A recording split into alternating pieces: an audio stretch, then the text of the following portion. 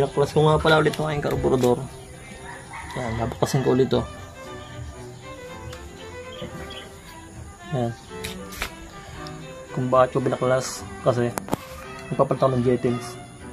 Medyo ano kasi siya, medyo pag pumipiga ka parang kulang sa power. Ramdam ko mababa yung slow jet. Ipapalit ako ng slow jet. Sa observe ko naman sa carb, kanyang labas wala naman siyang tagas. Tapos siyempre naka-open curve tayo. Medyo madumi dito, madumi siya. Kaya ayaw ko talaga mag-open curve. Bali ito ano lang naman to, testing lang naman to habang hindi pa narating yung aking filter. Bali guys, sa nagtatanong nga pala kung anong tamang jetting sa ating mga motor, wala pong mga kasagot niyan. Bali kayo bahala talaga magtono niyan. O kaya patono nyo talaga sa mga magaling na mekaniko. Kasi ako talaga nag-DIY lang ako. Kumbaga para sa motor ko lang, para makamenos din ako. Pero observe ko talaga, hindi mo talaga may totono yan ng hula-hula lang. Kailangan mo siyang i-road test.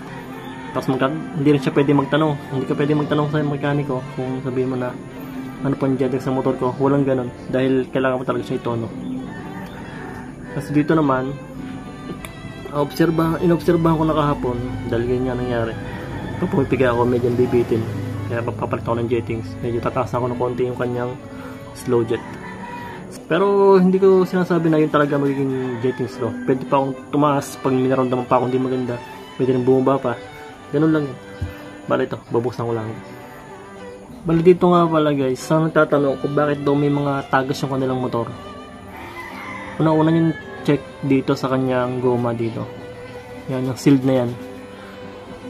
Minsan kasi ito ay nagiging flat na, sobrang flat na, ipit na kasi kalumaan ng carb natin. Ngayon, dyan ngayon, pwedeng dumaan yung gasolina. Kami sa may mga tagas sa ganito. Sa mga gilid na ganito. May mga tagas. Dahil nga dito, nasisira na tong goma na nito. Nakakabili ng repair kit nito.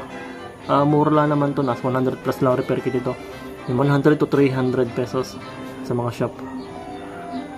Kung lumampas man, basta hindi lalampas ang 500 yun. Repair kit nito.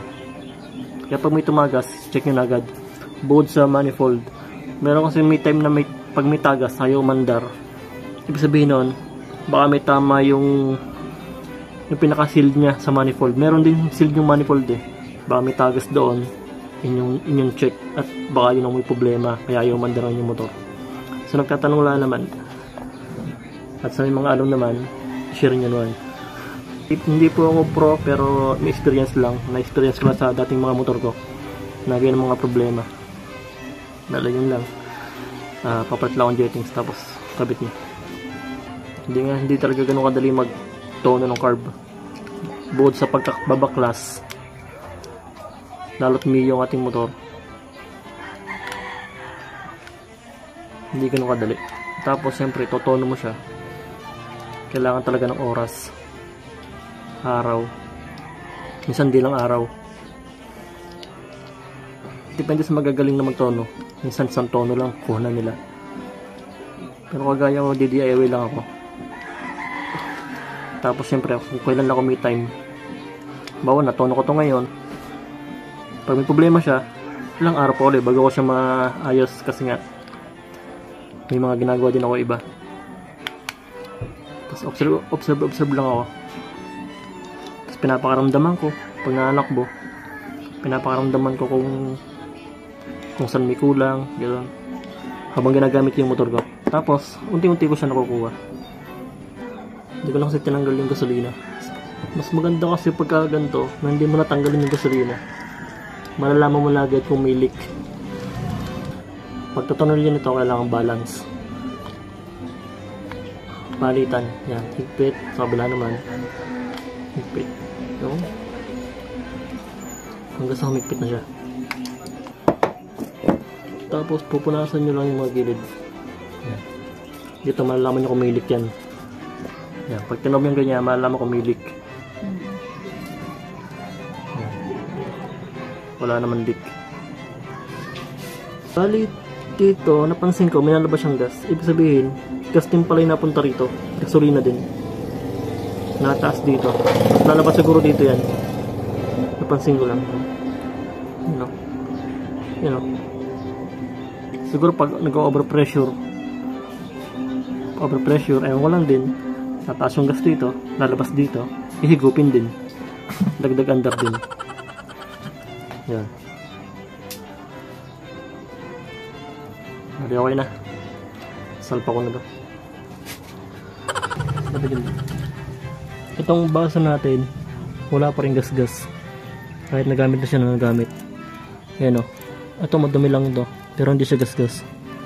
Kumbaga ano na, yun o. Natanggal siya. Mark lang siya ng gasolina. Kaya napakaganda ng anong ito. Baso na to. Sa iba kasi, yung bumili ako ng ganito, magkakan 300 yata yun, ganito lang. Kinabukasan may mga guhit na agad. Lumbukas na ganyan kanyang gold na ganitong kulay. Pero ito wala siya. Dapat siya meron agad siya. Kung 2 days, mga ganun. Kaya okay talaga itong carb na to. Bali, unang start guys. Bali, ito na yung kanyang bagong jet na galing sa 138, galing sa 38 ginawa kong 42. Tapos same pa yung main jet niya, 122. Start. Manual niya.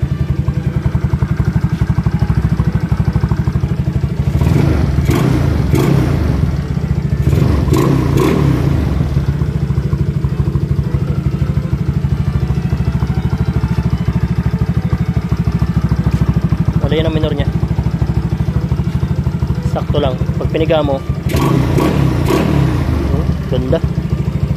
Ayun lang guys, protest na.